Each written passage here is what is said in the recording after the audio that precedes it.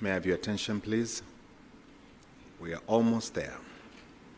This event is live broadcast on YouTube, the State House channel, but also the Ministry of Health channel. For that reason, then, when Her Excellency comes into this place, none of the phones with cameras will be allowed to be employed to capture images. Please comply to that directive, as that is going to create an atmosphere of tranquility as we continue with our event. Kwa mara nyingine tena napenda kuwajulisha kama mheshimiwa yu karibu kufika, lakini kuna mawili matatu ya kuelezana kabla hajawasili. Tukio hili liko mubashara kwa YouTube katika channel ya Ikulu pamoja na ya Wizara ya Afya. Kwa hiyo matukio yote tunaweza tukayapata pale. Sasa matumizi ya simu kama kamera hayataruhusiwa baada ya Mheshimiwa Rais kuwa ameingia. Naomba tusimame tumkaribishe Mheshimiwa Rais. Ladies and gentlemen, let's please rise as the President of the United Republic of Tanzania comes in.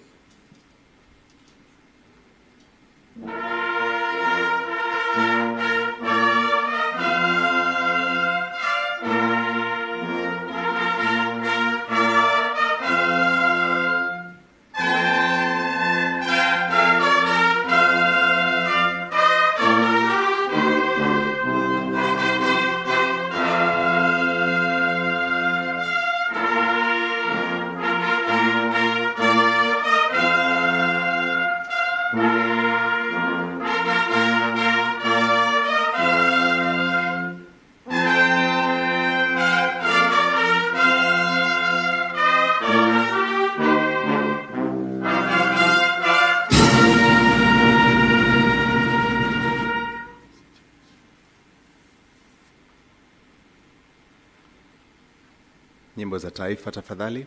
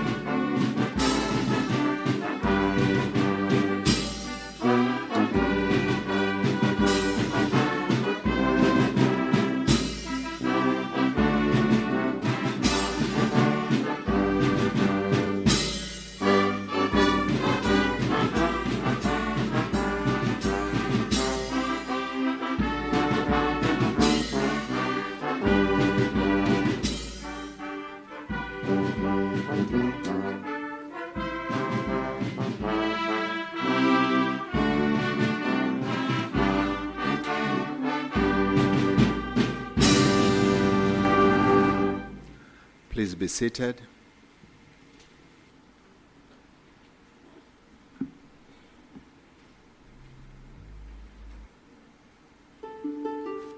Her Excellency. Tanzania has made significant progress in improving public health. Our focused efforts to reduce maternal mortality have delivered remarkable results, with the rate dropping from 556 to 104 deaths per 100,000 live births. Innovations and initiatives which have strengthened healthcare by investing in the construction of comprehensive emergency and obstetric care facilities, whereby close to 70% of communities can access primary health care services within 5 kilometers.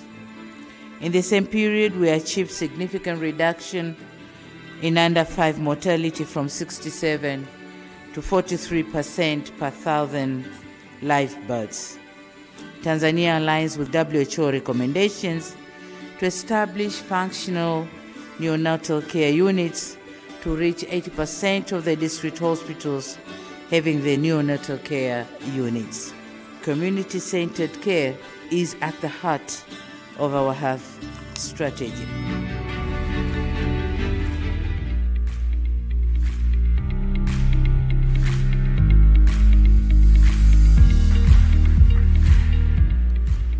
Her Excellency Dr. Samia Suluhu Hassan, the President of the United Republic of Tanzania, His Excellency Dr. Jakaya Mrisho Kikwete, former President of the United Republic of Tanzania, His Excellency Dr. Philip Isdor Mpango, the Vice President of the United Republic of Tanzania, His Excellency Dr. Amani Abeid Karume, the former President of Zanzibar, Honorable Dr. Tulia Ackson, Speaker of the National Assembly, Honorable Janista Joachim Mhagama, Minister of Health, and the Honorable Ministers here present.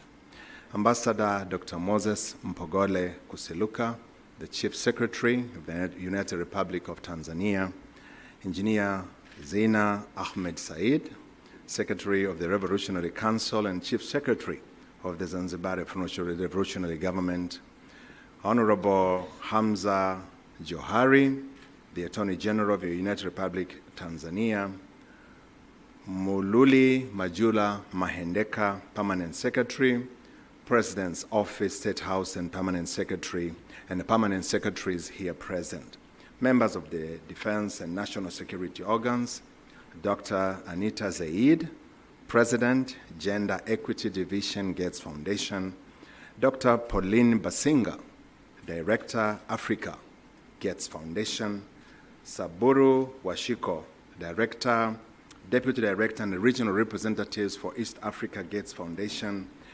Dr. Rasa Izad Negadar, Director, Maternal, Newborn Child Nutrition Health, Gates Foundation, invited guests, ladies and gentlemen. Thank you so much for joining us today. I am your host, Mpoki Ulisobisia, and I'm privileged here today because we get to celebrate the remarkable progress that we have made in the health sector while looking specifically at the health of mothers and babies in Tanzania. And because of this, we are acknowledging how bright the future of our country is going to be. Because of the hard work that we have done, more women are alive to care for their newborn babies, and more babies born can grow to realize their full potential. It is such a beautiful day in which to celebrate the journey that we have taken to come to this place. To help us kick off this event, please allow me to welcome our very own Nandi, who not only has produced many hits that have conquered hearts of many over the years, she's also used her fame for the good of our people. Currently, she is Tanzania's ambassador for UNICEF's water, sanitation, and hygiene program, which helps people provided with toilets and safe and clean water. Please welcome to the stage, Nandi.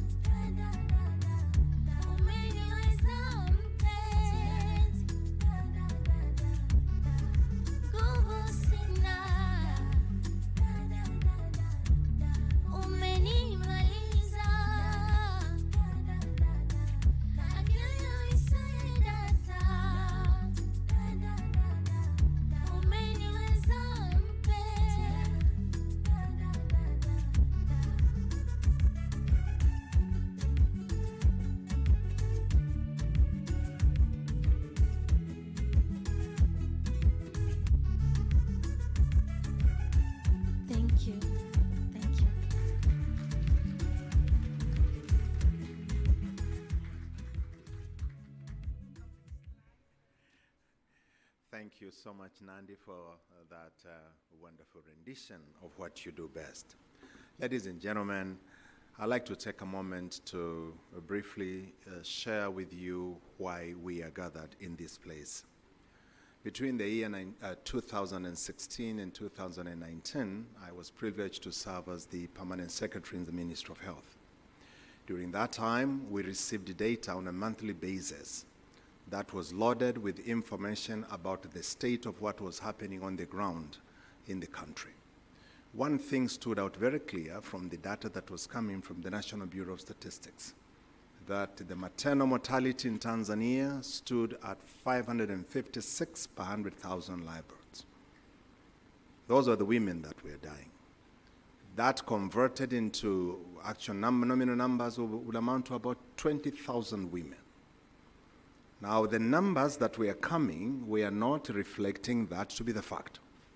But none of us denied the fact that there were women that were dying as they brought other lives to this world. We got to work to get to know the reason. Now, we discovered a few things. The first one was the fact that many rural places did not have adequate infrastructure for health. And so this led to women being taken long distances to seek for such services. But even when they met to those facilities, human resource for health and health commodities were not adequately provided for to intervene. And so we sought funding to improve the situation, including bringing up the infrastructure.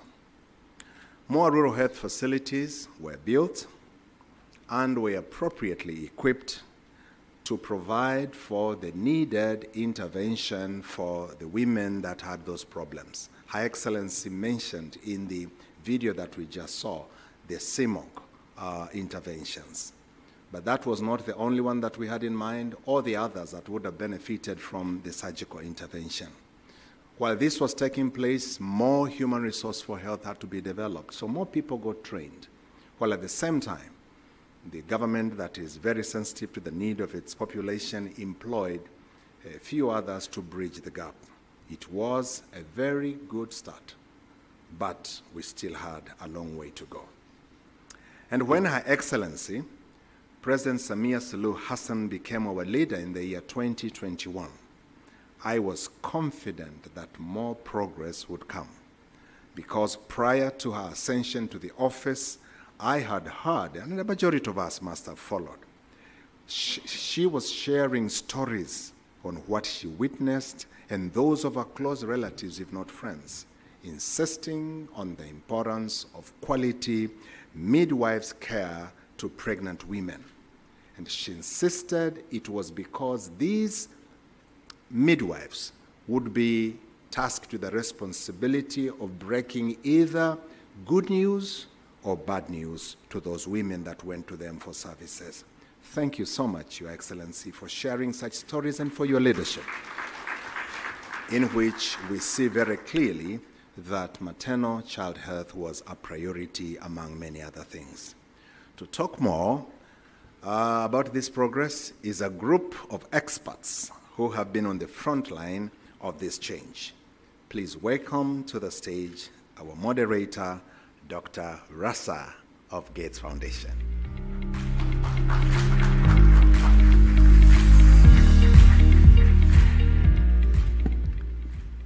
Thank you, Mpoki. I'm nowhere as talented as Nandi, but thanks for just using my first name. Dear all, it is a pleasure to be here today to celebrate some of the gains that Mpoki just discussed and learn more about how this came to be in Tanzania. Maternal mortality is often discussed as being an indicator of the health system itself. It is a complex process, making sure that a mother gets treated early in accordance with what her needs are, in a program that integrates nutrition, in a program that cares for her as well as for the developing baby, and all to make sure that the beginning of life goes as it's supposed to, with joy, with celebration. We've heard of the tremendous progress that has been made in Tanzania over the past several years.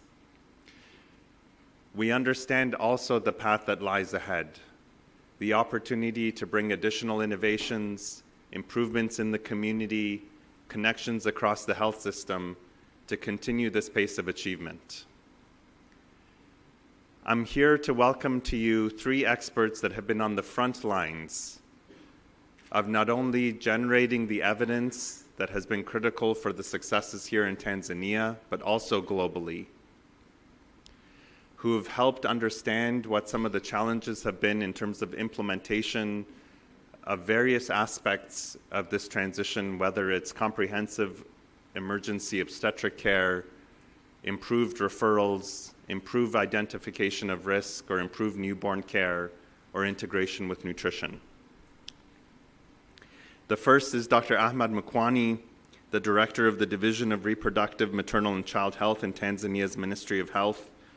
Dr. Mkwani has been in the Ministry of Health for 13 years, where he has been involved with or led many of the programs that we will discuss and hear more about today. Dr. Sunday Domenico, who's been the Program Director of Thamini Uhai for over a decade. Thamini Uhai means value life, which is central to the work that we're all here to do. He's also the President-elect of the Association of Gynecologists and Obstetricians of Tanzania. And also Dr. Mary Sando, the CEO of the Africa Academy for Public Health, leading efforts to ensure that scientific research and our latest understanding of what is critical to making this progress is implemented in policy and practice. I welcome the panelists up to the stage.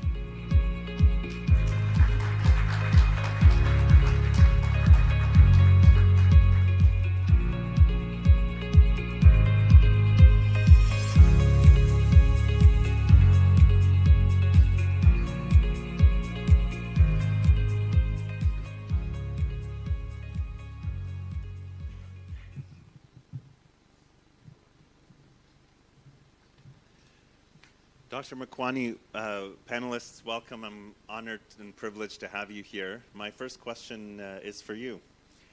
We've heard about the progress that has been made. You've been central to guiding much of that process, being involved with it.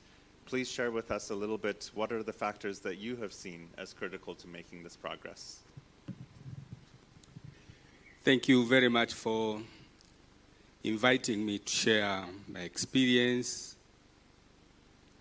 mitigations, coordinations, and the level we have attained. First of all, I was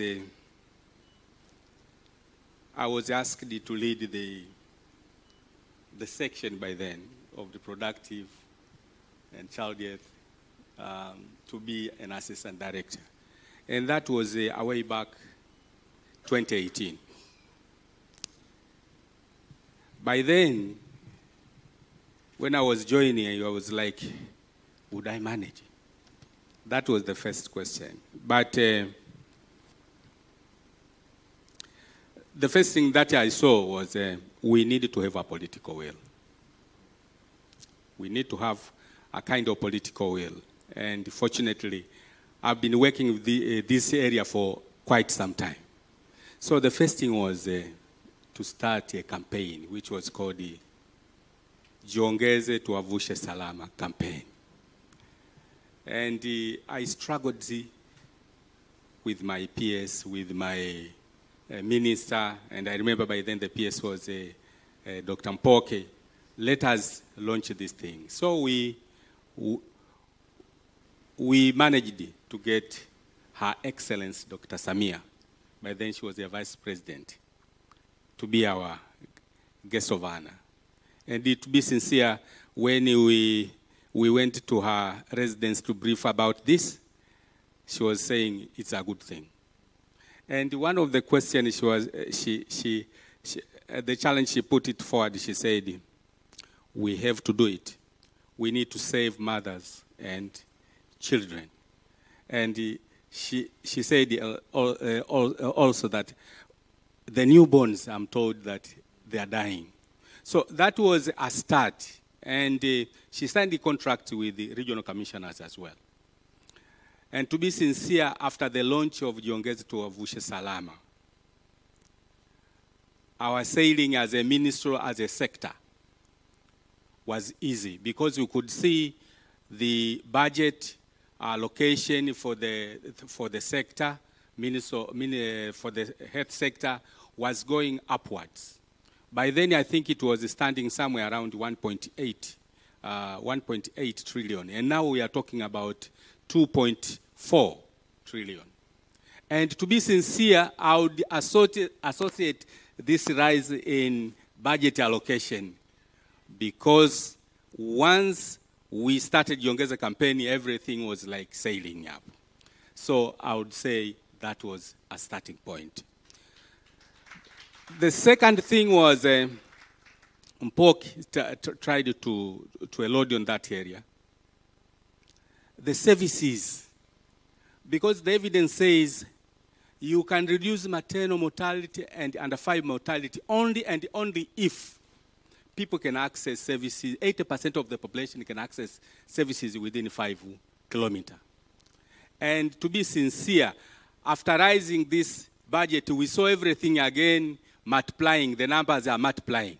Now we are talking 530 health centers are able to provide the cesarean section services.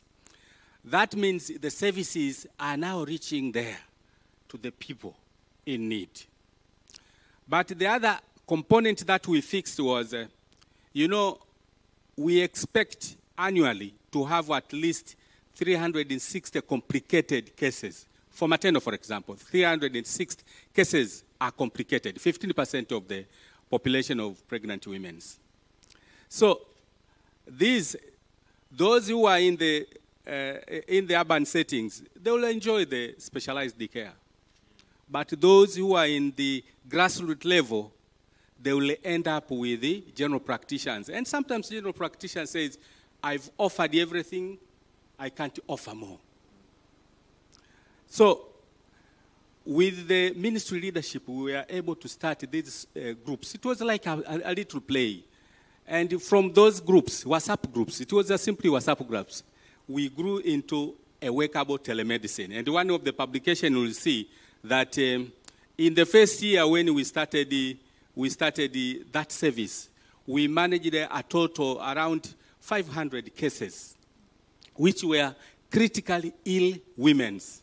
And only 4.6% of those women died. But if we did not take this specialized care to the grassroots level by using innovation, I don't think those women can survive. And now it has grown to be a habit in all regions, whereby you see the regional leaderships making sure that all their facilities are connected within the network. Over time, with the permissive environment, political will, and here I emphasize political will, we were able to do a rigorous review. And this we started when Madam President became the full president from 2021. When we started, we said, is it possible? Let us try. We started reviewing very stringently to every maternal death and every newborn. Stringently we review through the Zoom review.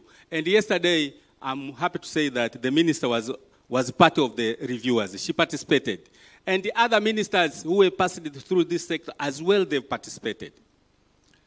Through those accountability mechanisms we put in place, we saw more cases are attended adequately with specialized care.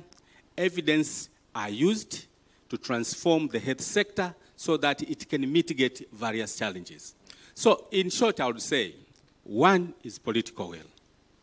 Secondly, make services available close to the people. And here the coverage is 80%.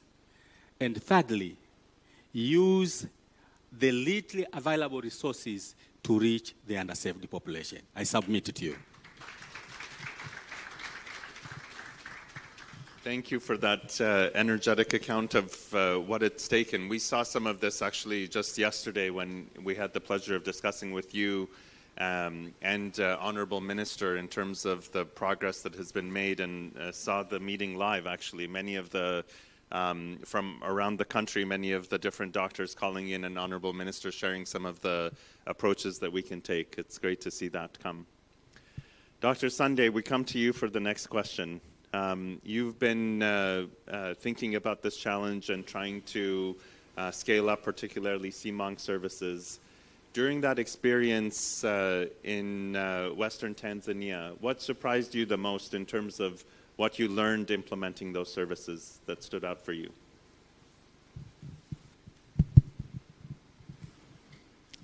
Thank you very much, Dr. Raza, and our guest of honor, Your Excellency President of the United Republic of Tanzania, senior delegates here, and all the invited guests. I'm very honored and humbled to be on this panel.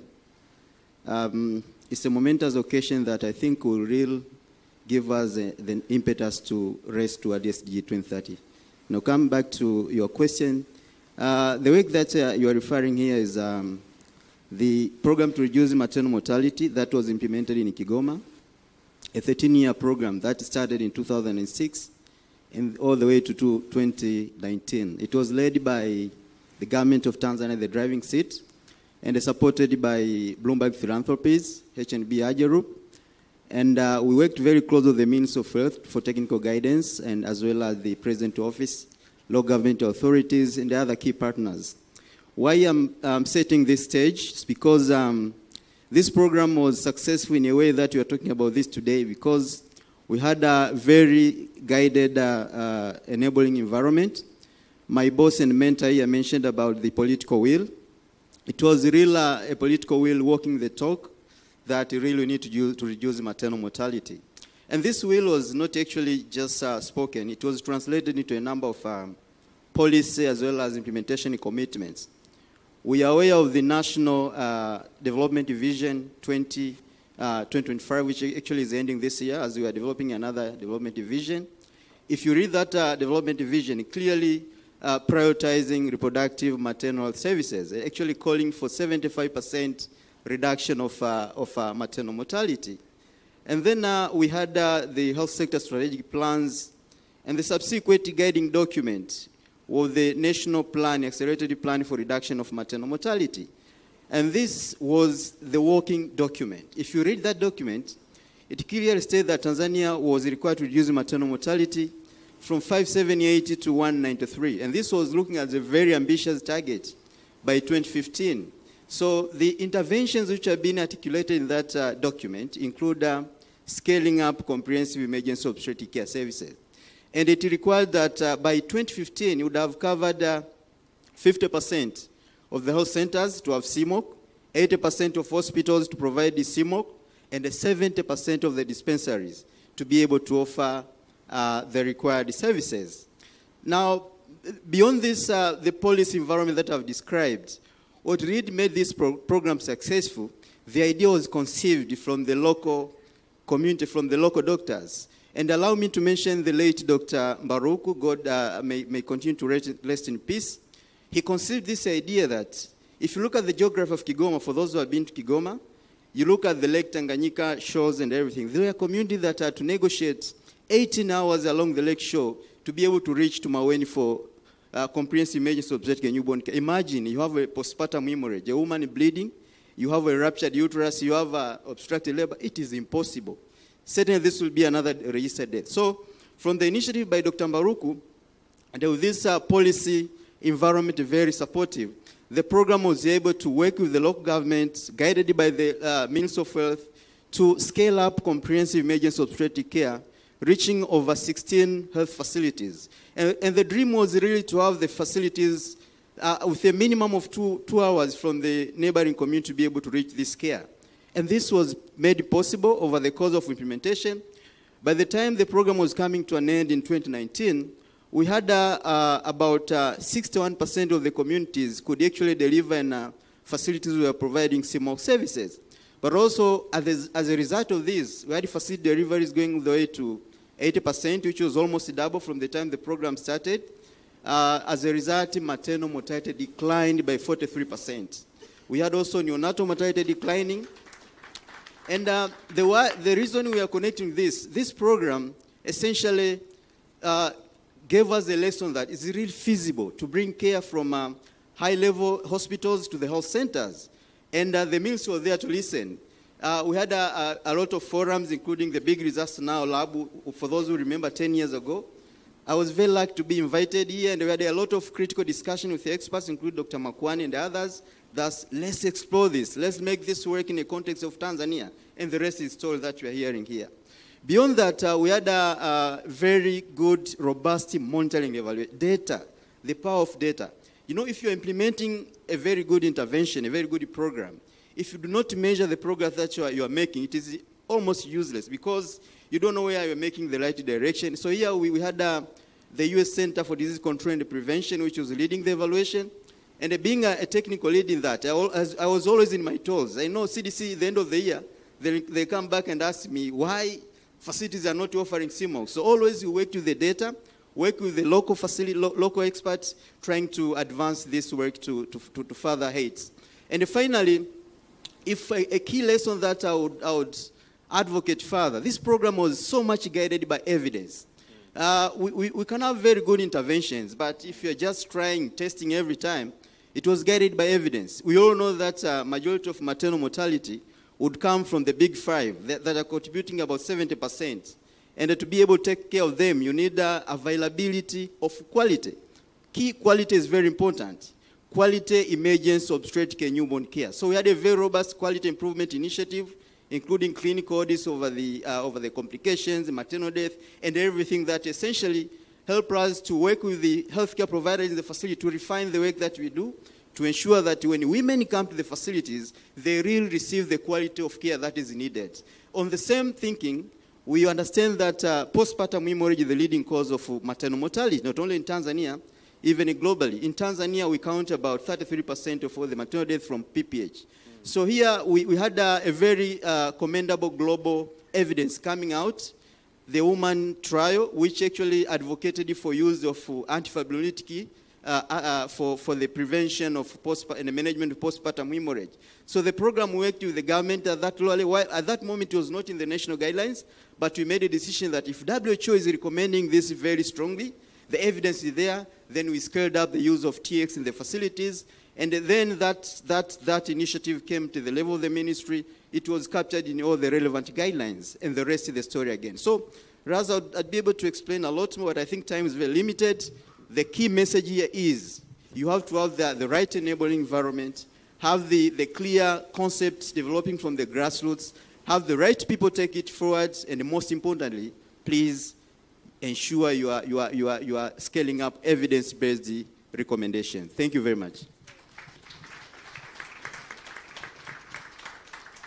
Thank you, Sunday. As a student of learning more about the maternal and newborn health field from the Gates Foundation, really understanding what has led to that implementation, prioritizing local needs and grassroots is critical, and it comes through in your story. Mary, the evidence point was underscored by Sunday. You've been at the forefront of generating much of that. In fact, Tanzania as a country has been the site for many of the most transformative studies in this field, whether it's on multiple micronutrient supplements, on low-dose calcium, on the MOTIVE trial or tranexamic acid.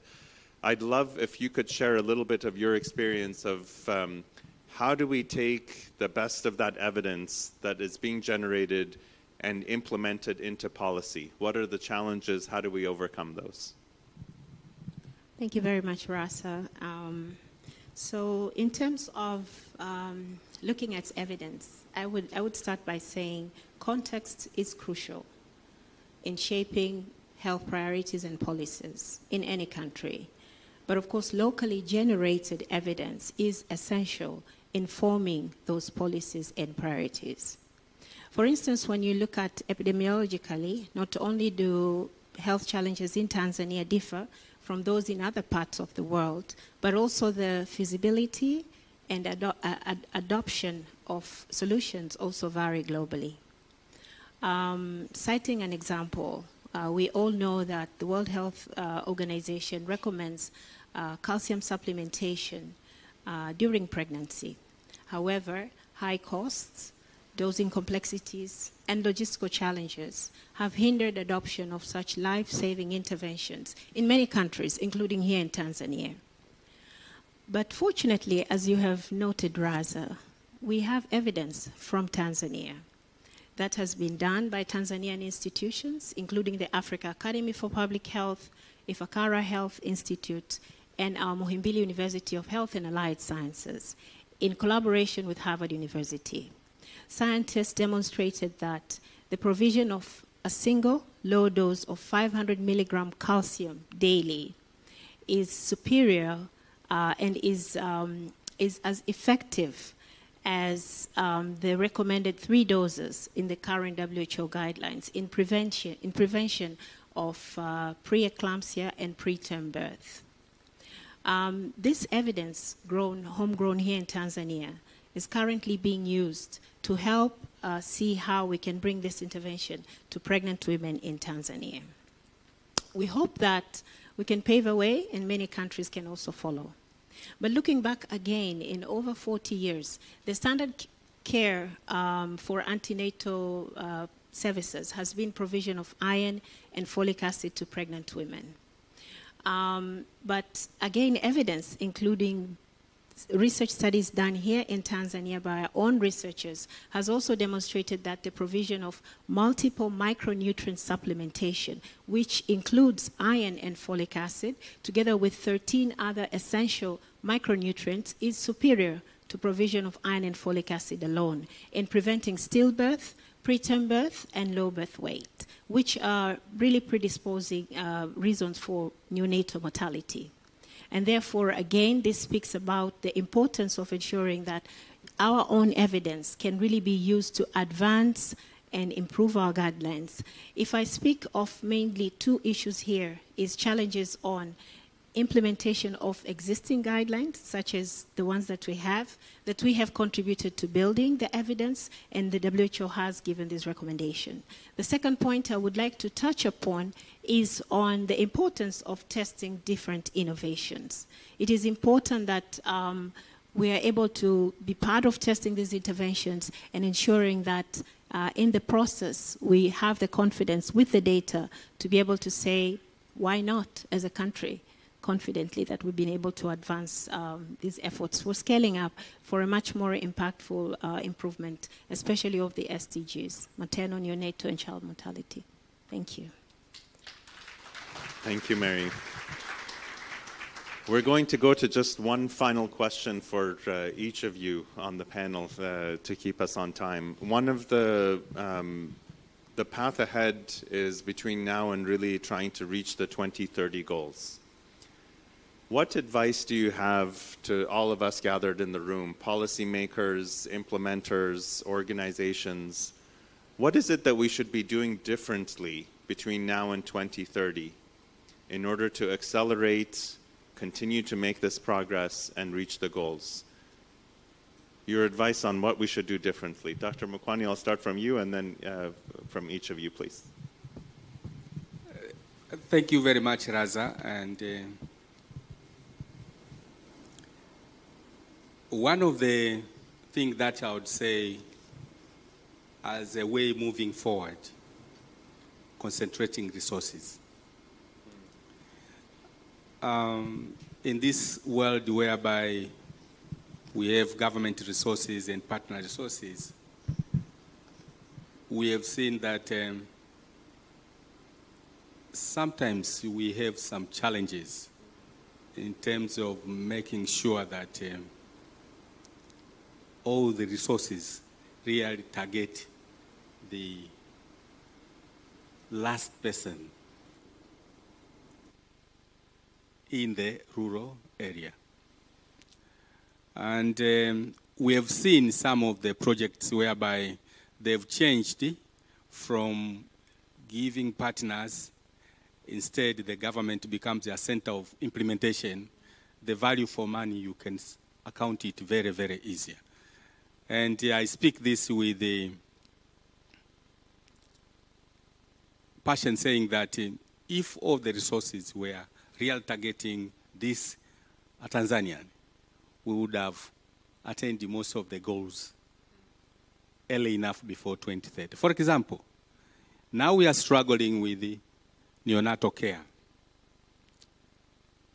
There is no doubt that the under-5 mortality rate that we see very, very high, 2/3 is being contributed by the under-5, by the neonatal mortality.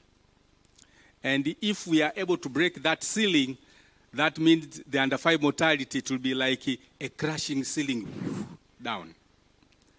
And that is only possible if we are able to make sure that, again, every district hospital has a neonatal care unit. That neonatal care unit has required equipment. And the life-saving equipment here, we are talking of CPAPs, we are talking of phototherapies, we have the right medicines, and the medicines, the caffeine we grow. All these things can be available only and only if we have a concerted approach whereby we are saying we want to target this intervention together, and we will work it together under the full 100% leadership of the government. Whether it goes to the partner, but the partner, whatever does, the government must say, you have to do this. we have to account the resources we put on it. That is my biggest advice I wish. Because we have learned with a few resources which have been directed to the government, the value for money, you see it abruptly. You see it, you get it. That's number one. Number two, we need to work with the government, again, to ensure that it is adequate human resource. To be sincere, we are happy the little human resource we have managed to attain these results. But there are people who spend many, many hours over times to make sure we get these results. And they are doing that simply because there is inadequate human resource. Again, if the resources were concentrated and we sit with the government and say, here you have a challenge of human resource, please, we want to support you with this amount of funds. Try to fill the gaps. These gaps could have been filled very, very easily.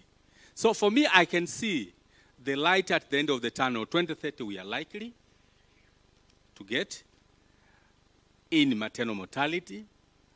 But for these other interventions like neonatal care, issues like nutrition, we need a concentrated approaches whereby the resources, all the resources which come in country are tracked and we make sure they get to the right people. I submit to you. Yeah, that's critical. Thank you so much for that. Thank you. Yeah, I think that's critical. Sunday. Thank you very much. I started first by agreeing with Dr. Makwan that we need the resources that are real streamlined.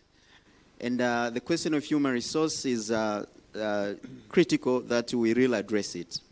Now, beyond those points, having worked under Dr. Makwan for the previous 4 years and working on MPDCR, I've learned that essentially we need to zoom in on the quality of care that we are offering to the women who are coming to our facilities. And when I talk about quality of care, it's a very big blanket, but I would like to zoom in and say that essentially among the key issues that you have to address is the competence of healthcare providers who are managing complications. Of course, the current workforce that we have, they are really doing a good job. Indeed, we have to optimize their capacity by continuing to do more. And here, allow me to mention we have a mentorship program, which is very much named the Mama Samia Mentorship Program, Dr. Samia Mentorship Program, which really we have been working with the professional experts from professional associations to build the capacity of healthcare providers in their facilities on site so that they continue to offer care while also learning the new skills. I think these are the kind of innovation and intervention that we should always continue to push and do more so that all the healthcare providers in the facilities know exactly what to do when they encounter a mother or a newborn with complications and be able to take the necessary actions, and if possible, if not within their capacity, they should be able to refer promptly and beyond. And another thing that I think is very important, when it comes to support from partners or donors, one thing that we really need to look forward is we should look at our health system in a very comprehensive way. For example, you may have a program that supports, say, scaling up of emotive bundle, very good innovation. But however, beyond the PPH, you have other issues which are around. Providers may be having no skills to perform cesarean section, no skills to manage. So when we design programs, that's when the role of the government comes in. They should be very comprehensive in a way that you go to a facility, you are able to address all the key bottlenecks in the health systems. And that's where the WHO health system model comes in play, that you design a program which it could be one donor supporting this intervention, or supporting this part, so that together we address the whole health system and then be able to take care of the challenges that are needed to be addressed. And finally, professional societies. I think Rais expected me to mention about this. Being a president-elect of Association for OBGYN, when it comes to the professional work that is done everywhere, we should always leverage on the professional societies because of the greater network they have, down the grassroots up to the facilities level, but also the expertise the professional society bring on board. These together, when they work with the government and other key players, we are really going to maximize the action that we do on the ground. And you can make the thing happen final. Final point, newborn care. You know, whenever we talk about this, the milestone that we have covered, we know we have a journey to go. 25 neonatal deaths per 1,000 live births, which translates to over 50,000 neonatal deaths per year. That number needs to come down. It's not by talking. We have to invest on scaling up facility that can offer comprehensive newborn care services, level 2 facilities, which can ensure that babies who are coming with several complications can be treated at nearest facility as much as we are doing for CMOC. Thank you, Raza. Thank you. Those are great lessons and really important to facilitate groups coming together to make sure it's comprehensive. I agree. This is not a simple task to just divide and go one after the other. Mary, please, last word with you. Thank you very much again, Raza. So I spoke earlier about challenges in implementation of already existing interventions. Maybe I would like to touch a little bit about innovation, the importance of testing new innovations. And here we understand that maternal and child undernutrition are really precursors of poor prognosis, health prognosis overall. A mother is undernourished and she's carrying a baby. One can imagine the baby may be born too early, may be born underweight and all that. And therefore, this really brings us to a call. We understand what happens. We have seen progress. We have all the evidence globally on what other countries have done to advance improvements and improve health outcomes. Among reasons why we are here today, improving SDGs, particularly for women, neonates, and children. And therefore, we need to be ready to also be innovative. For instance, right now, we have women being seen at antenatal clinics. How can we best innovate on the way that we can be able to much better monitor their HB? And how can we integrate, for instance, nutrition supplementation programs? Or else, how can we better manage severe forms of anemia? Can we find ways in which that we can provide IV iron, for instance? So all these experts know what works. But how can we best innovate within our constrained health systems so that we can much better do a better job? But just to speak a little bit more, we actually have to enhance nutrition for women and children. But how do we work multi-sectorally so that truly integration, we know nutrition is a cross-cutting issue, that every sector that can contribute really can be able to do so. And lastly, looking at life-saving interventions such as the multiple micronutrient supplementation. Can we look at regional development, regional production of nutritional commodities such as MMS, but also looking at innovations in data systems so that as we monitor, if we're to roll multiple micronutrient supplementation or also implement calcium in our guidelines, how can we ensure that our data systems, while we are monitoring the integration of these new interventions, is also able to give us the ripple effects of understanding how we're making progress going forward? Maybe I stop there and thank you very much. Thank you so much to my panelists for your time today. You have distilled the immense experience that each of you has brought in the work that you have done and guided us in terms of what is needed to try to continue this so that we can achieve the goals. I'm thankful for that. Our partners, thank you for having us here, and we look forward to the rest. Dr. Kupokea, over to you.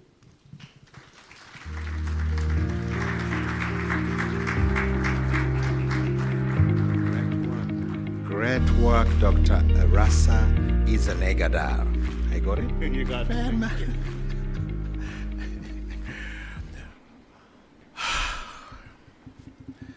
Wasn't the conversation insightful and fascinating? That's what it takes when you start walking the talk in the health sector. Tanzania has been working to improve the health and lives of mothers and children for many years. Yesterday, somebody whispered to me of Her Excellency's experience with Kidonge Chekundu. Remember that? Your Excellency, that is what today we call as FIFOL, or iron and folic acid. Now, the panelists are telling us that is not enough, and so we need to go for the much lauded. Progress is not always linear. you heard from the panelists, it does tend to build itself over time. Time is of the essence. Your Excellency, I beg for your indulgence. My brother Albert Chalamila was not called out when I was introducing the dignitaries in attendance. Please, that is mine. But feel welcome, as others were made to feel welcome.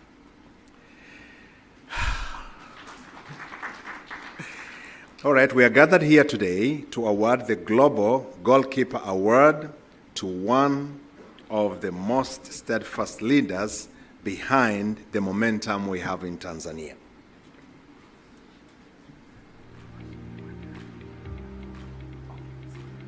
Thank you.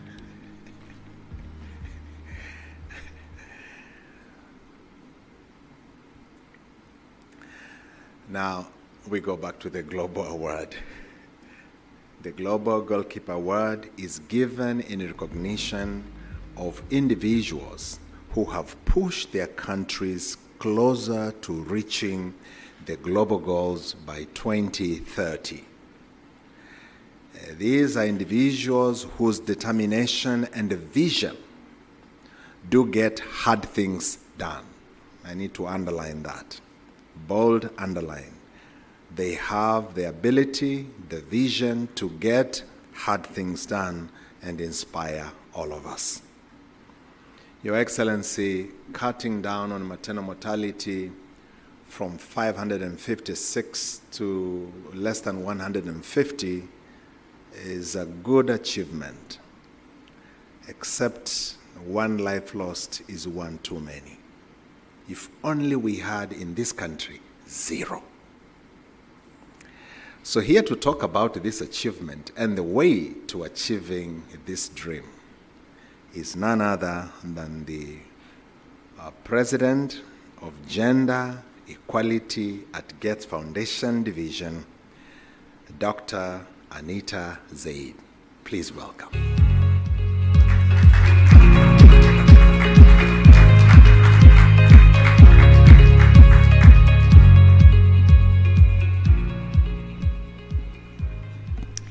Karibunu Sana, Assalamu alaikum, and welcome everyone. Thank you so much for being here today. I am so delighted to be here to celebrate this honor for Tanzania and for Your Excellency, Madam President Samia Hassan, for the impressive progress that has been made in Tanzania that you heard about this afternoon. In 2015, when many countries, along with Tanzania, signed up for the Sustainable Development Goals, Tanzania also committed to the health and well-being of all its citizens. And it's one of the countries that is actually on track to achieve those goals. And you can see the fruits of that promise in the fact that more women in this country now live to be mothers to their children. That more children grow up to celebrate their 5th birthday. And that young people have real optimism that they will live the lives that they dream of. I am the president of Gender Equality at the Gates Foundation, but I started my career as a pediatrician, and I'm from Pakistan. And I can't tell you how many young women I saw who died during childbirth, and too many babies that did not live to see their first month or to see their first birthday.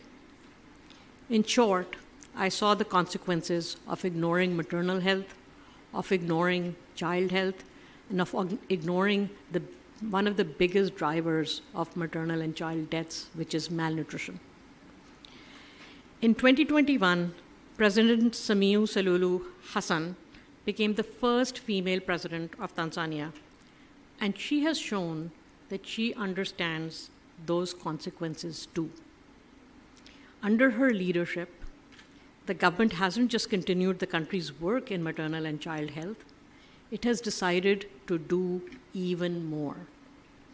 The government built many new facilities with a comprehensive obstetric care, and they expanded the services that they provided so that women could be served.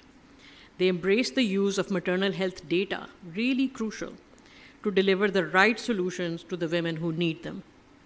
And they extended the fantastic program M-Mama, the transportation program, so that new and expected mothers could get to a health facility if they suffered from an obstetric emergency. These are just a few of the efforts that ensure more women receive antenatal care early and throughout their pregnancy. And when it comes time to deliver, that they have access to a facility that is appropriately staffed with skilled staff who can deliver the care that is needed to bring a new baby into this world. What does that mean in human terms? Well, child deaths have fallen 1/3 in Tanzania since 2015. But even more impressive, maternal mortality has dropped by 80%. Yes, that's right. Maternal deaths in Tanzania have come down by 80% since 2015. This is a remarkable achievement. The story is similar across so many areas of health and development in Tanzania. Tanzania has championed the importance of breastfeeding, which puts the country on track to achieve among the highest rates. Tanzania is also fighting neural tube defects, which is a problem that happens due to the deficiency of folic acid in the diet, and it's partnering with private sector to fortify staple foods with essential nutrients, such as folic acid. And to stimulate economic growth and resilience, the country has opened an agricultural transformation office and launched a national financial inclusion strategy, spurring inclusive economic growth and resilience to move the country closer to achieving its 2050 vision goals. This work takes leadership, it takes collaboration, and it takes an unwavering focus. It takes the dedication. It takes the dedication of so many of you in the audience today to stay the course. And there are so many competing needs and priorities, prioritizing mothers' and babies' health. Tanzania has shown that it can be done, that when a country comes together, amazing progress is possible. Before presenting the award, I would like to welcome the Honorable Jenista Magama, the Minister of Health for Tanzania, to the stage for a few remarks about this remarkable achievement. Honorable Minister.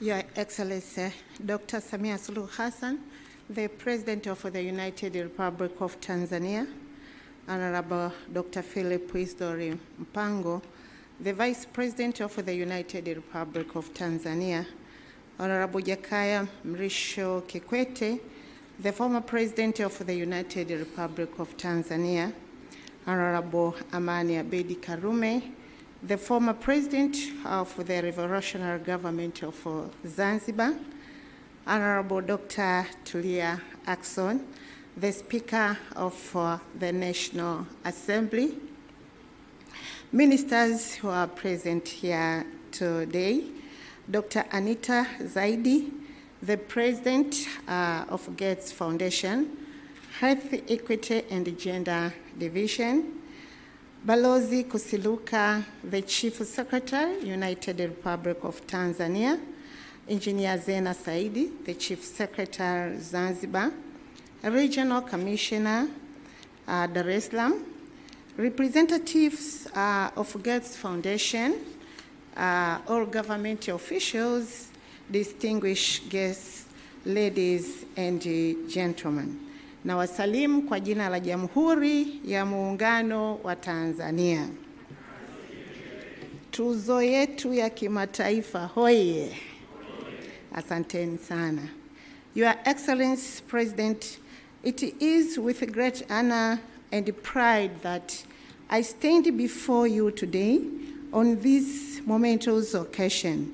We gather here to celebrate not only an award, but remarkable recognition of your visionary leadership and dedication to the well-being of our Tanzanians.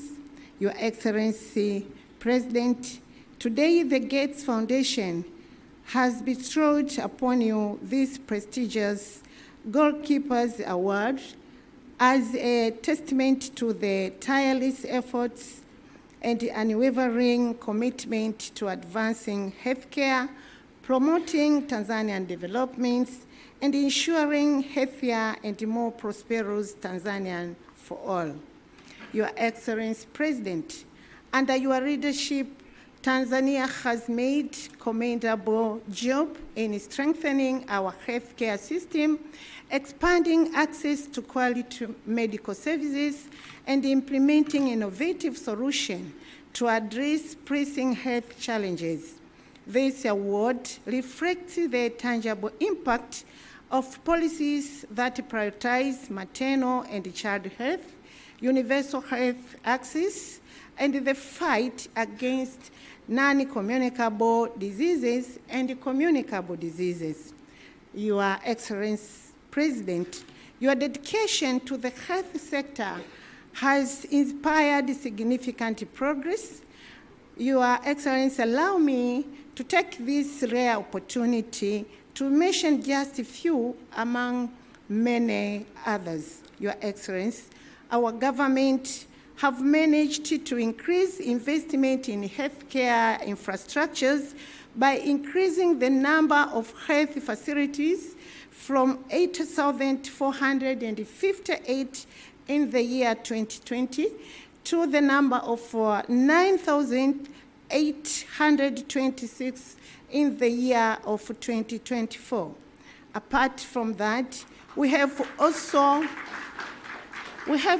managed to increase the number of hospitals with emergency medicine department from 7 hospitals in the year 2020 to 113 in the year of 2024.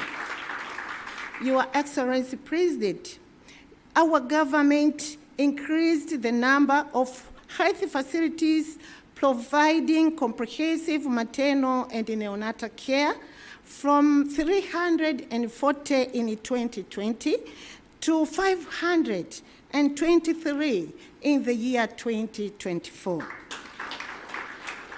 Your Excellency, President, availability of essential health commodities increased massively from 73% in 2020 to 86% in 2024.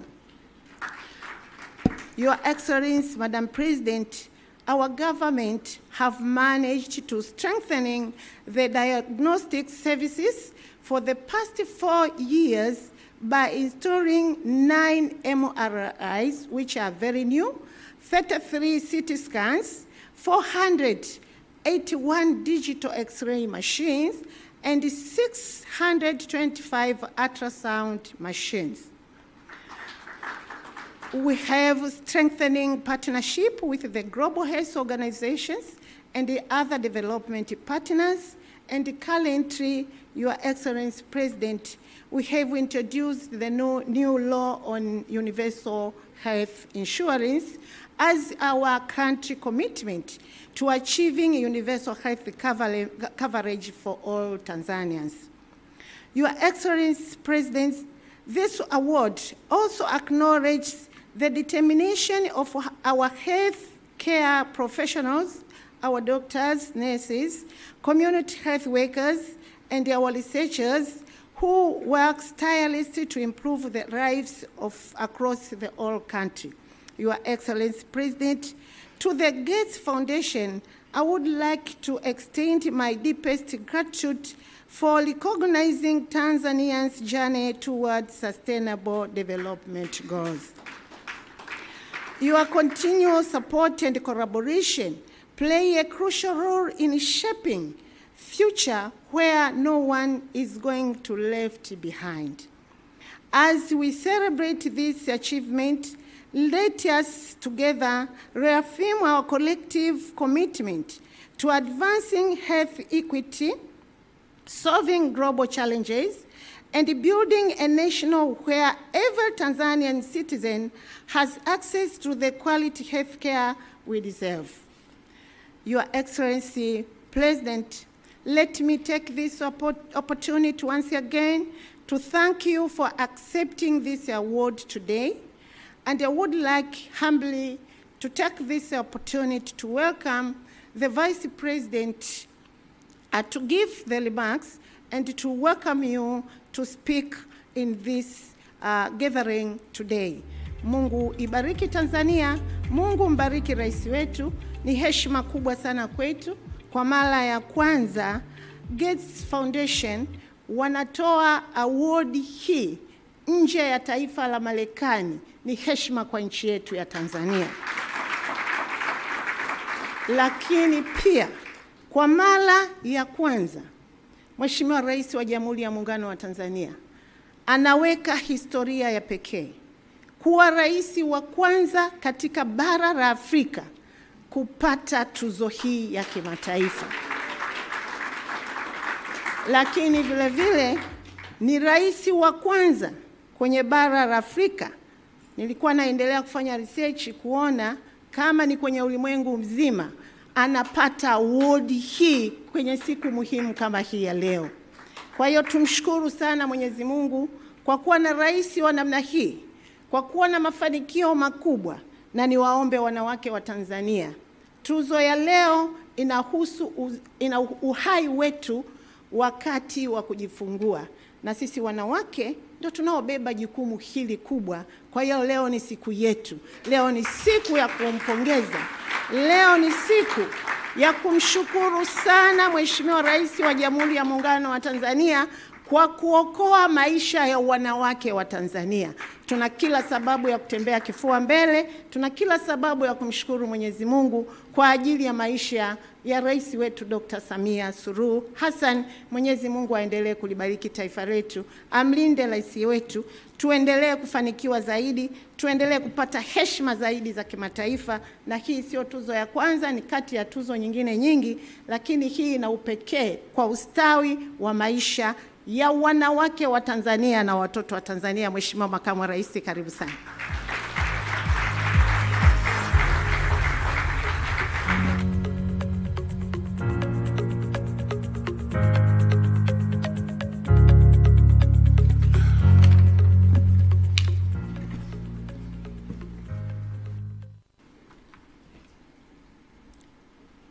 Mheshimiwa Dr. Samia Suluhu Hassan, Rais wa Jamhuri ya Muungano wa Tanzania, waheshimiwa viongozi wakuu wastaafu, waheshimiwa viongozi wote mlioko humu ndani, itifaki imezingatiwa.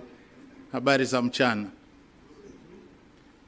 Mheshimiwa Rais, kama walivyokwisha kusema walionitangulia, tumekutanika hapa kusherehekea moja kati ya mafanikio mengi, na kwa namna ya pekee kutambua uongozi wako wenye maono ambao umejikita katika kuboresha huduma za afya na ustawi wa watu. Na tuzo hii ya Goalkeepers ambayo inatolewa kwako, licha ya kutambua mchango wako, pia inatoa hamasa kwetu sisi sote kuzidisha jitihada katika kuboresha maisha ya Watanzania. Hongera sana kwa kupokea tuzo hii. Mheshimiwa Rais, tunakushukuru kwa dhati. Tunawashukuru kwa dhati wakfu wa Gates kwa kukutunukia tuzo hii ya heshima ambayo ni uthibitisho wa jitihada zako katika kuinua utoaji wa afya, kukuza maendeleo na kujenga Tanzania yenye neema kwa wote. Hakika tuzo hii imetambua safari ya nchi yetu kuelekea katika kufikia malengo ya maendeleo endelevu ya Umoja wa Mataifa. Na tunaposherehekea mafanikio haya, tunamuomba Mwenyezi Mungu akupe umri mrefu ili pamoja na mambo mengine uweze kuendelea kuinua usawa katika utoaji wa huduma za afya, kuendeleza jitihada za kimataifa za kupambana na changamoto mbalimbali, na kuendelea kutembea kifua mbele katika kujenga taifa ambalo kila mwananchi anapata huduma bora zaidi za afya. Mheshimiwa Rais, bila kupoteza muda, ninayo heshima kukukaribisha uzungumze na hadhara hii. Mheshimiwa Rais, karibu.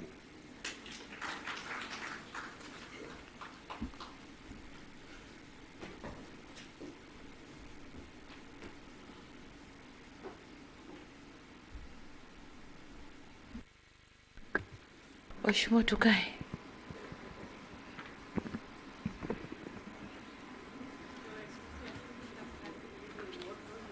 First? Okay.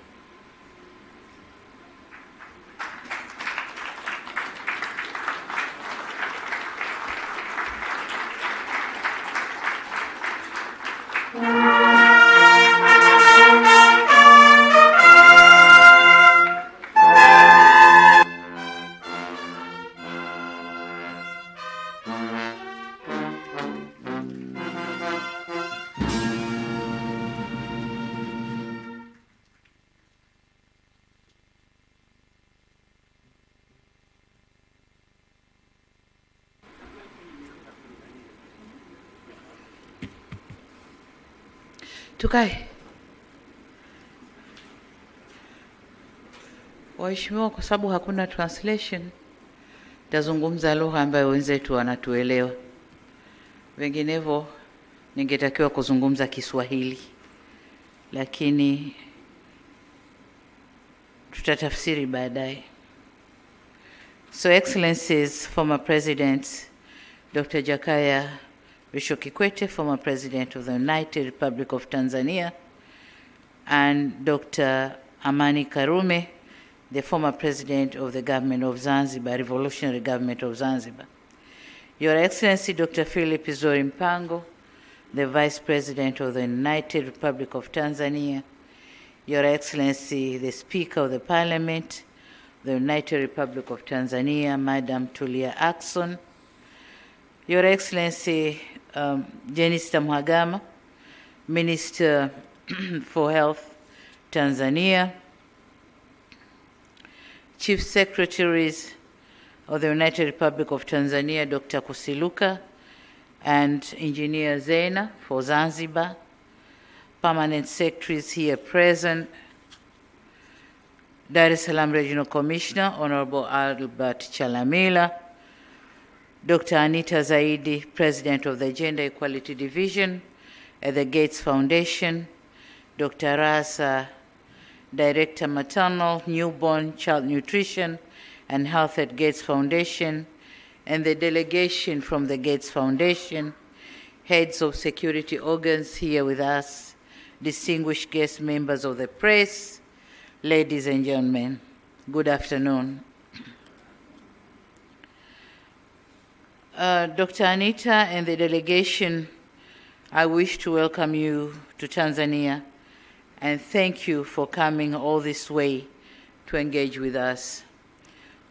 We are honored to have you here and we salute your commitment to championing global health. Thank you very much. I'm honored to stand here before this gathering to accept this prestigious Global Goalkeepers Award. This award is not only encouraging but also inspiring for many reasons. Foremost, the Gates Foundation, in addition to being an important player in the global health agenda, has continued to be a valuable partner to Tanzania. Secondly, this award is a recognition of the collective leadership and commitment by Tanzanian people who work tirelessly to improve the lives and livelihoods of women, children, and families in Tanzania. So we thank you very much. Ladies and gentlemen, reducing maternal, newborn, child, and adolescent mortality and improving nutrition has been at the core of our national development agenda. As a head of state, who also happens to be a mother, investment in maternal health is something that is very dear to me. This is why, upon assuming this high office, I pledge that in addition to investing in health facilities and staff, we would prioritize maternal and child health. Since 2021, we have undertaken various measures to improve reproductive, maternal, newborn, child, and adolescent health, as well as nutrition. It is encouraging to note that due to various strategic interventions, maternal mortality ratio has declined, as it has been said here, but also under 5 mortality has declined as well from 67 to 43% per 1,000, 63 to 43 per 1,000 births. And in our quest to improve reproductive, maternal, newborn, child, and adolescent health, as well as nutrition, together with what has been, together with the measures that has been explained by the panelists and probably the minister, allow me to add my voice on what has been done and what should we do to put the health agenda at the top of our national policy. Firstly, we have increased the number of registered medical specialists, obstetrics and gynecologists from 69 in 2020 to 338 in 2024. Secondly, we have been offering free maternal and under 5 health services. We have also strengthened the referral systems by producing 727 ambulances in 9 years from 2015 to 2024, thereby enhancing access to emergency obstetric care by bridging the gap between rural communities and health facilities, and ensuring timely intervention of the life-threatening cases. To complement the referral system, we have introduced the Mama Emergency Obstetric and Newborn Care Referral Services. Furthermore, we have, and this is done, was done or is done, together with the Vodacom Foundation. Furthermore, we have increased the number of ultrasound oral sonographic machines from 345 in 2020 to 970 in 2024. But for the hard-to-reach areas, the government has taken massive construction of the rural roads to ease in the trips to and from the health centers.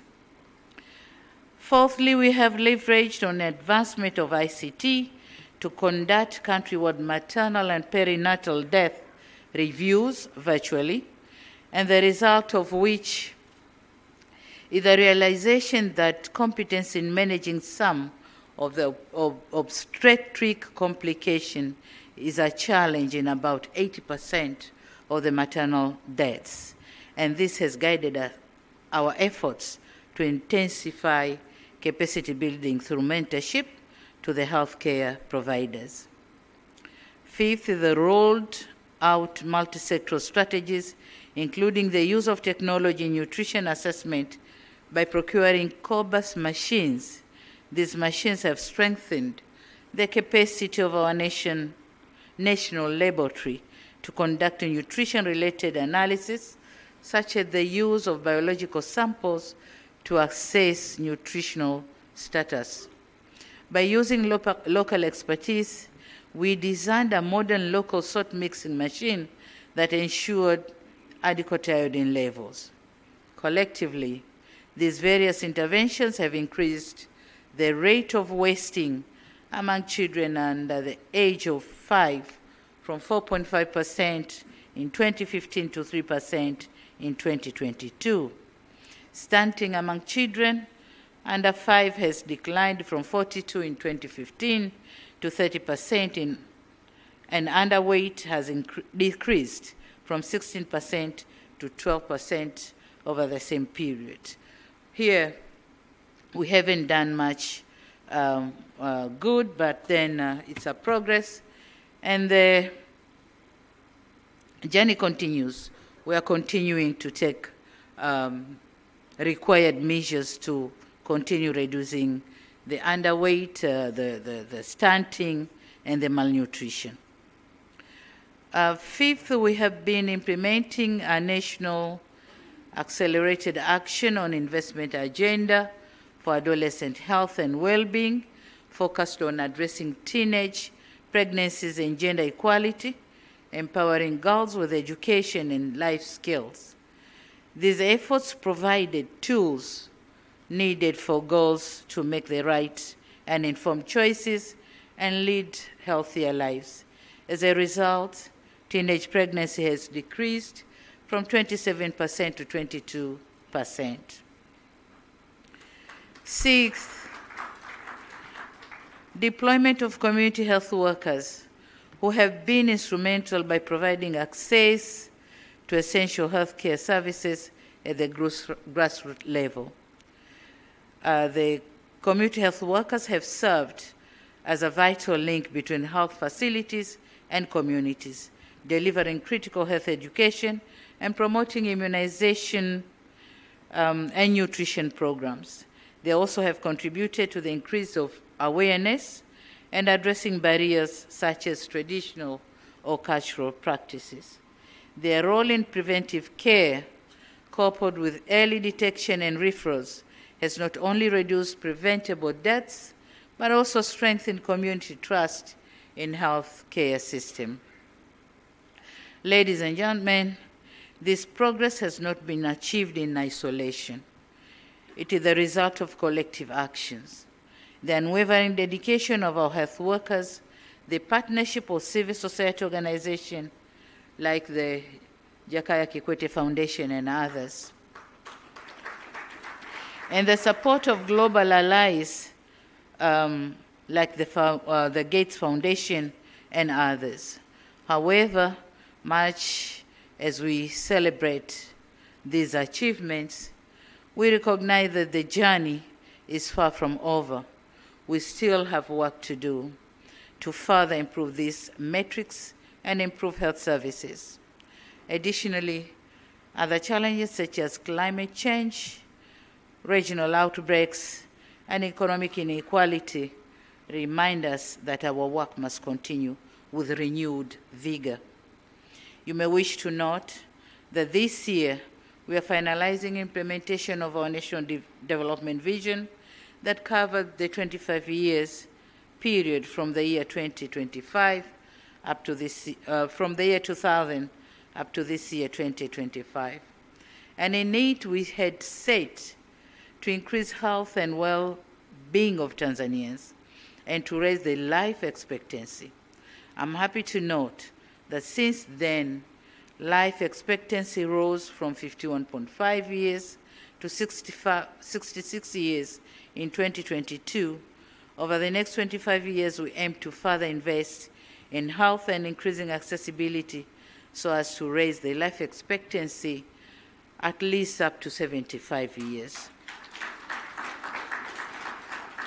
In this regard, we call for continued engagement with the Gates Foundation as we work to meet our health goals for our people. Ladies and gentlemen, it is my ambition to realize continued investment in specialized health facilities and services. One area where we see continued partnership is training and capacity building to ensure we address the shortage of qualified staff and specialized manpower. Tanzania's story is a testament to what is possible when we place health, nutrition, and equality at the forefront of our priorities. As a global community, we share responsibility to ensure that no woman, child, or adolescent is left behind. To my fellow leaders and policymakers in this room today, let this award inspire us to push the boundaries of what is achievable. Let us commit in investing in systems that uphold the dignity of every individual, ensuring that progress is sustainable and inclusive. Ladies and gentlemen, as I conclude my remarks, let me dedicate this award to all health workers whose compassion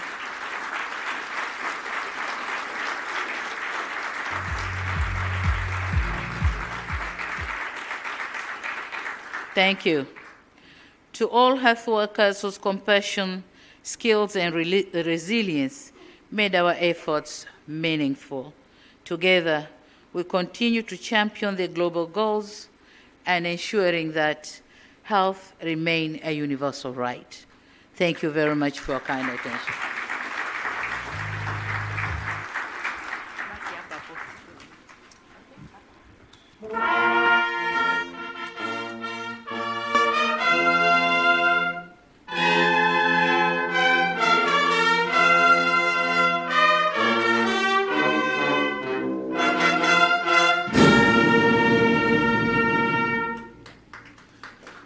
Thank you very much, Your Excellency. Can I please ask for your indulgence? Tafadhali tukai, please be seated. Sorry. The audience never got to see the presentation of the award as they would have wanted, so we pray that Dr. Anita to come up, Honorable Janista Mhagama, the Minister for Health, President Abedaman Karume, please come. Yes. Dr. Mpango and President Kikwete. Please come to the stage.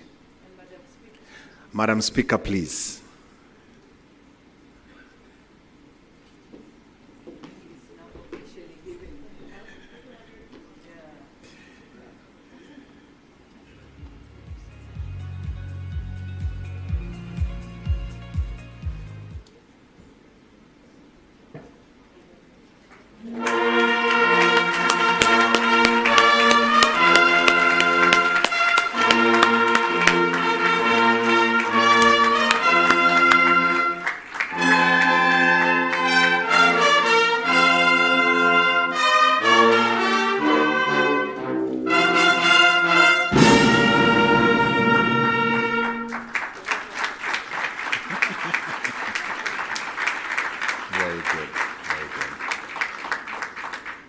Thank you so much.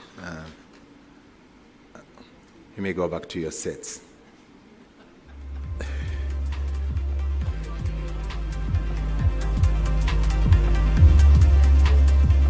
Okay.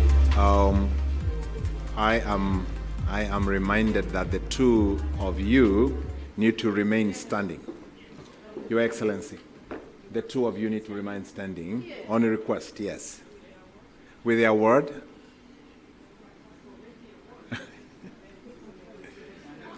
Okay,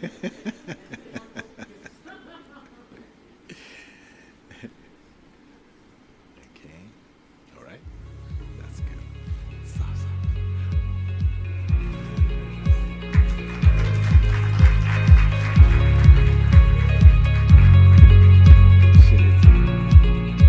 The piece of paper.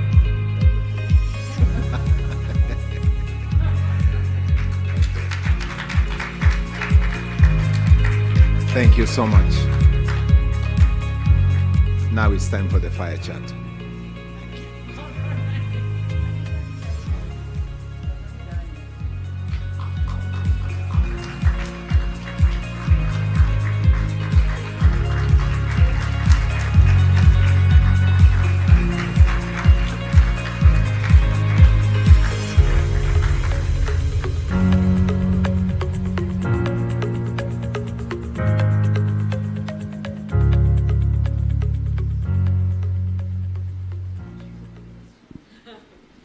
Madam President, thank you so much for accepting this award, and it's such an honor to be on the stage with you and celebrate this moment of joy for you and for your team and for all of Tanzania. I thought we would just have a brief conversation about your personal commitment to maternal and child health. How did that come about, and under your leadership, why have you chosen this to be such a big cause for you? Thank you, Anita, for that question. You know, as a woman and a mother, I've gone through what other women are going through, giving birth to boys and girls. And I've seen what is happening in our labor wards, and I've seen how women die during that noble cause of giving lives to the world. So I decided and dedicated myself to heavily invest in health sector with intention or with emphasis on health of mothers and children. So that's how it comes about. Yeah. Wonderful. And although such remarkable progress has been made in maternal health, we heard also from you yourself that you would like to see more progress on newborns, because that has been a persistent challenge with about 3% newborns dying in their first month of life. So how do you plan to tackle this challenge over the next, until the SDG 2030 goal timeline? Okay. Yeah, I've gone through the scientific researches on health, and they are suggesting that most of the newborn and maternal deaths is due to due to malnutrition. And this is an area which we as Tanzania has to keep close eye on. And we have started taking various actions, like fortification, iodization, providing folic acids in clinics, but also I've entered into contract with the regional commissioners to make sure they're reducing the rate of malnutrition in their areas. And that has helped, because that is one of the KPIs for them. So they are working well, and as you can see, the rate is decreasing, not in a very good pace, but we are in the process. It's going to increase. And that's one of my priority areas. So. Wonderful. Thank you so much. Thank you so much, Madam President, for sharing your knowledge and your insights and your passion with our audience today, and your commitment to keep working on this cause. We really appreciate it. Thank you so much. Thank you, Anita, and we appreciate and we are very grateful with Gates Foundation's support, unwavering support, rather, to Tanzania. Thank you very much.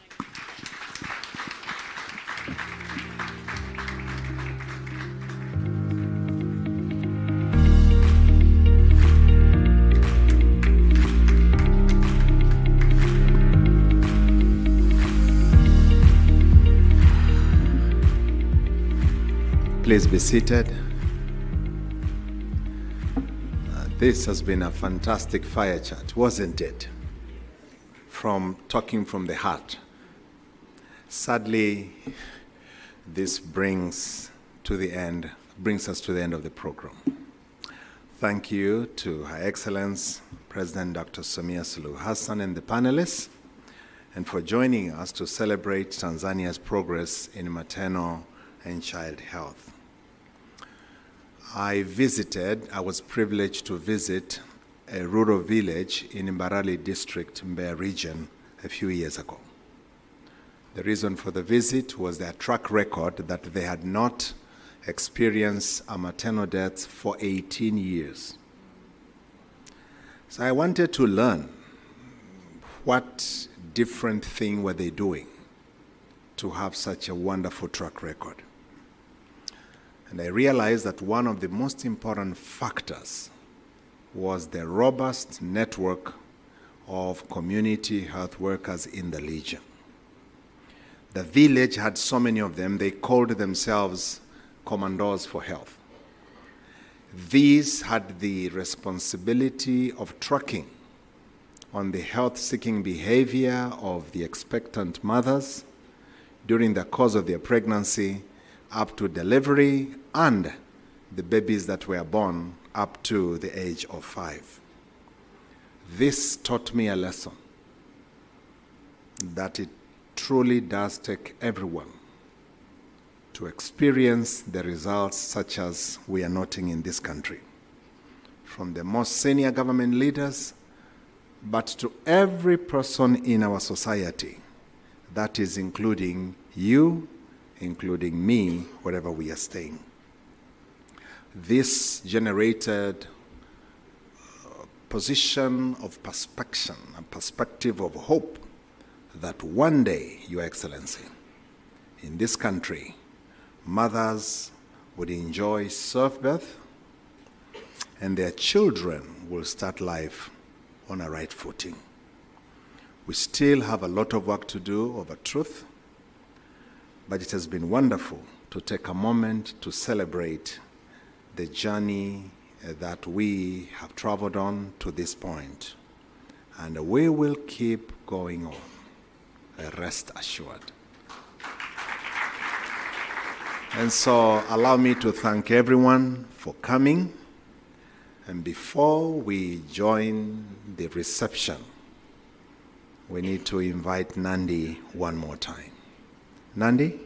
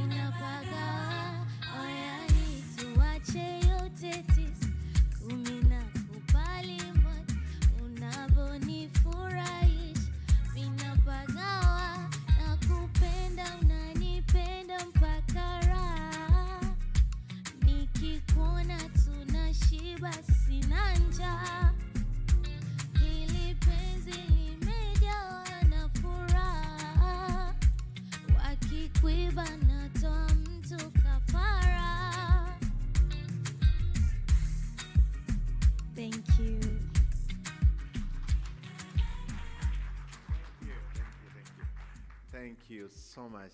Thank you so much, Nandi, for that piece. Ladies and gentlemen, we've come to the end. I want to believe that this is just a pause in the long journey towards improved maternal-child health in this country. Your Excellency, thank you so much for gracing this occasion. And ladies and gentlemen, shall we stand as each one of us takes their leave, and we shall be guided as we exit on our next destination this afternoon. Thank you so much. God bless each one of you.